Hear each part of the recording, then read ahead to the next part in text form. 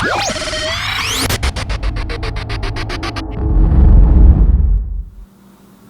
how's it going? I'm Coach Ryan Fanley. You are in the Viper Pit today with me, and it is another day in the month of Dead-U-Ary. Today I'm going to talk about rack pull deadlifts. I was a little loath to include this one because this one can be bastardized more than any exercise in the gym, but it's still a useful tool in the toolbox, okay? First things first though, no one cares how much you rack pull. Seriously, so don't use this as an opportunity to boost your ego or show off to anyone.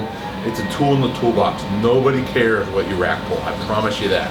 You can load it with plates all the way to the end and you won't impress anyone. The next thing is you need to be respectful of your gym's equipment. Rack pulls will tear up barbells if you're strong enough. So use an old bent barbell. If your gym doesn't have any bent barbells, speak to your gym owner and get permission to do it. When I'm in the Viper Pit here, I have a nasty old bent up barbell that I use for rack pulls because I don't want to ruin my good barbells.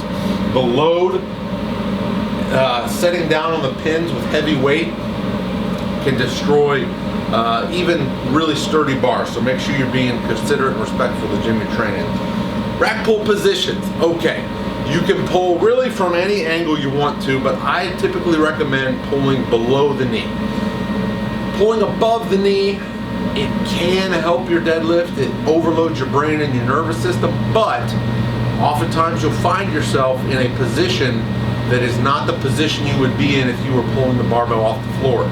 So it's kind of useless in that regard. You want to make sure you're mimicking your pull off the floor and strengthening it. So rack pulls, because you're generally able to go heavier than you are off the floor, it overloads your brain and your central nervous system a little bit better, and it gets your body used to heavier weights. So it's kind of a good way of getting accustomed to heavy weights. Then when you go back and pull off the floor, man, those weights feel light, okay?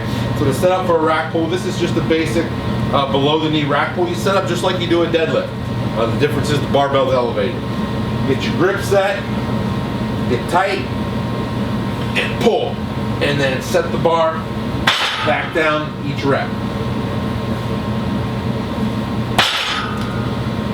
Do not bounce off the rack and do not drop the bar. Set it down gently and reset after each rep on rack pulls.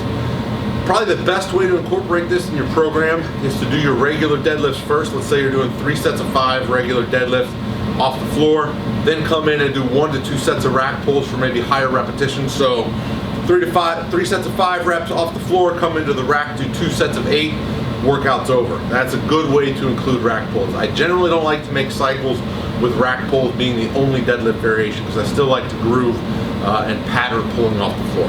I'm Coach Ryan Fanley from Viper. I'll see you tomorrow for the hotter, better looking cousin of the rack pull.